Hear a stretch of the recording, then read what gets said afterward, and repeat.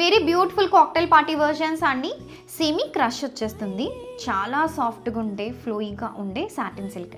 And all over sari మీకు కనిపిస్తుంది కదా, ఇలా మనకి ఫ్లవర్ ఎంబ్రాయిడరీ అండి. ఇదంతా కూడా థ్రెడ్ ఎంబ్రాయిడరీ పైన ఇలా మనకి స్టోన్ వర్క్ వచ్చేసింది.